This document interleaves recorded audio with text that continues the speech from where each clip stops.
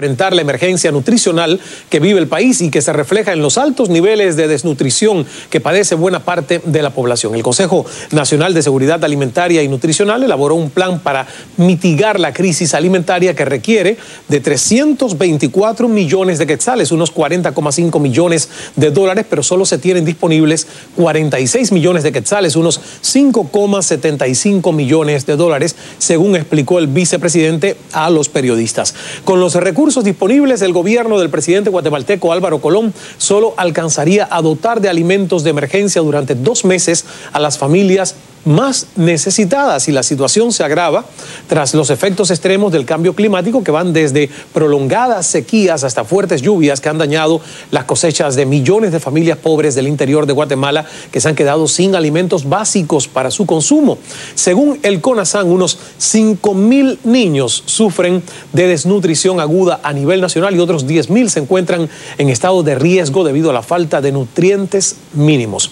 Y un estudio de la Procuraduría de los Derechos Humanos sostiene que hasta marzo pasado se habían contabilizado en todo el país unos 808.137 mil casos de desnutrición crónica. Este es solo uno de los problemas candentes que enfrenta el gobierno de Álvaro Colón, ya de salida, en medio de una de las épocas que se califica de mayor violencia e inseguridad ciudadana del país, donde un reciente estudio demuestra que hay cosas que no se reportan, no se publican por temor precisamente a represalia por parte del crimen organizado. Y nadie mejor para hablar de Guatemala que nuestro invitado, por cierto, nacido en Suiza. Él nos va a explicar los pormenores.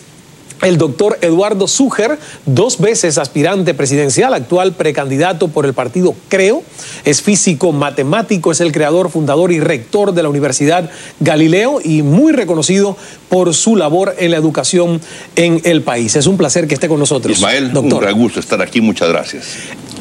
Quiero comenzar hablando de esta noticia, que es una noticia muy actual. Es una situación grave de desnutrición en muchas zonas de Guatemala a raíz de las lluvias, a raíz de la sequía, pero demuestra realmente que hay un grave problema alimentario en el país.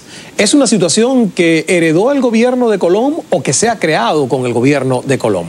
Este es como un cáncer, Ismael, que ha ido cada vez creciendo y todos los gobiernos lo han sabido y no lo han enfrentado como se debió haber hecho desde un principio. Entonces esta no es más que una triste documentación de un drama que se da en Guatemala, de la desnutrición infantil y del alto índice de mortalidad infantil que tenemos en el país.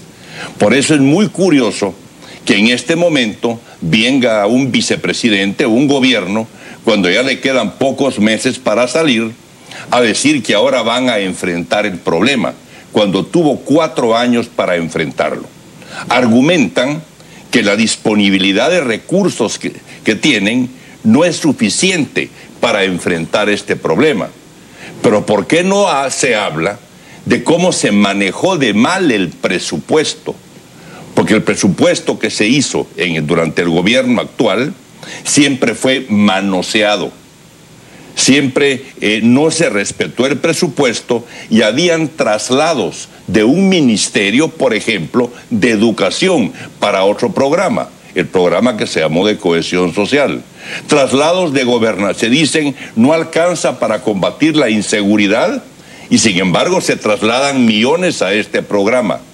Entonces, si no ¿Quién está al frente de este programa de cohesión social? Directamente estuvo la primera dama, la licenciada Sandra Torres de Colón, y después lo asumió directamente el presidente de la República, quien es quien está a la cabeza del programa hasta donde se entiende por el momento. Usted, cuestiona un poco el programa porque es un poco de proselitismo a favor de su propio status quo. El programa no lo cuestiono, porque el programa realmente es necesario para las condiciones precarias en que vive la población de Guatemala. ¿Cuál es el programa? ¿En qué se basa y a quiénes ha beneficiado este programa de cohesión social? Se trata en dar una bolsa solidaria a las personas que más lo necesitan, pero a cambio de eso, que reciben 300 quetzales mensuales de apoyo, no sé si es que mensual que lo reciben o con qué periodicidad lo reciben, deben de mandar a sus hijos a una escuela.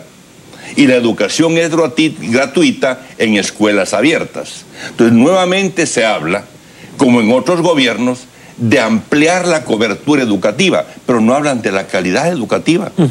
Y no hay peor educación que una mala educación. Claro, el tema de la educación yo creo que debemos hacer un segmento bien aparte porque es uno de sus pilares en cuanto a plataforma política. Lo ha hecho usted por años y me imagino que en este tercer intento por aspirar a la presidencia el tema de la educación va a seguir vigente. Pero en cuanto a los programas de desnutrición, o sea, de combatir la desnutrición, programas alimentarios, ¿qué se puede hacer? Y usted, por ejemplo, en su plataforma a través del partido Creo, ¿qué podría proponer para que esto se pueda solventar de alguna manera? Es el primer paso que tenemos que dar. ¿En qué sentido?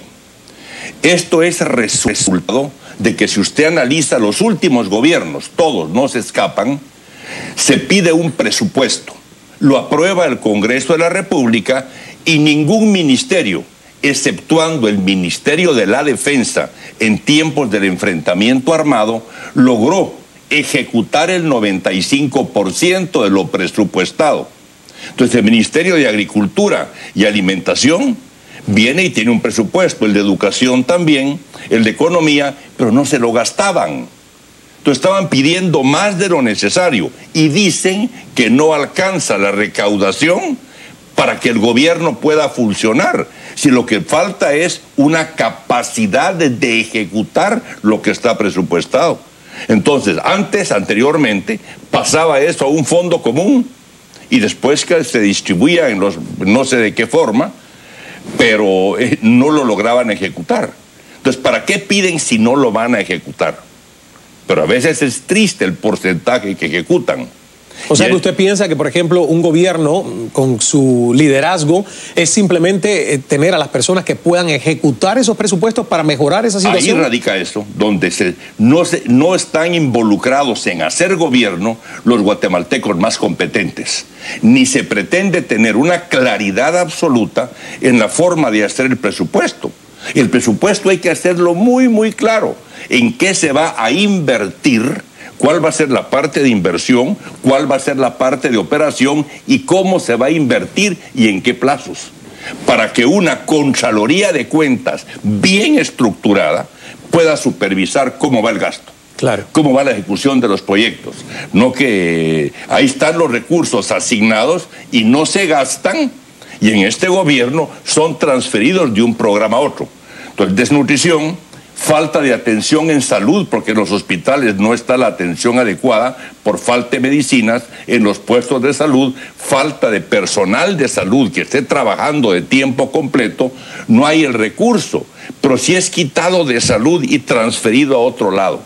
Entonces hay que empezar por hacer el presupuesto adecuado, ajustado a las necesidades reales, y no pedir ni exigir más recursos de lo que el gobierno puede ejecutar, porque esos recursos deberían de quedar en esos grupos o sectores que sí pueden ejecutar, hacer algo, como por ejemplo generar empleo con esa disponibilidad de recursos. Yo creo que lo escuché en una entrevista televisada hablar de este programa de cohesión social y Sandra Torres, la primera dama, que también ahora ya finalmente, bueno, se sacó la máscara, se divorciaron y se ha presentado al público después de negarlo con aspiraciones presidenciales. Sí. Y bueno, una semana dijo algo y a la siguiente dijo otra cosa totalmente diferente. Usted dice que el programa este de cohesión social, donde la primera dama se ha tomado muy en serio el repartir estas bolsas y el ayudar a esta gente más necesitada, ha afianzado la división de clases en el país.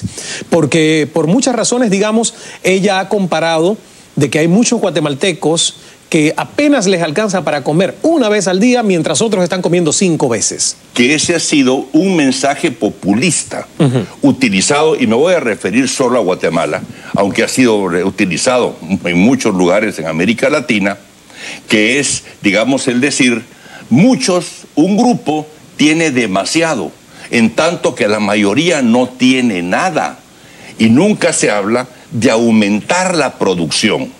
Yo digo, es como si la producción de Guatemala fuera una tortilla y dice, bueno, esa tortilla si la repartimos entre usted y yo, nos va a alcanzar muy poco. Y si vinieran 4 personas más, no hay para los 4. ¿Por qué no se habla de producir más, de incrementar la producción del país? Y eso está vinculado con la inversión pública, que es lo que vamos a reforzar nosotros, porque el país sí tiene cómo producir mucho más. Pero las políticas de gobierno, el estancamiento en la forma de hacer gobierno y de ver las posibilidades que tiene Guatemala para desarrollarse teniendo muchos recursos, no ha contado con la competencia de personas capaces de ver un poco más hacia el futuro.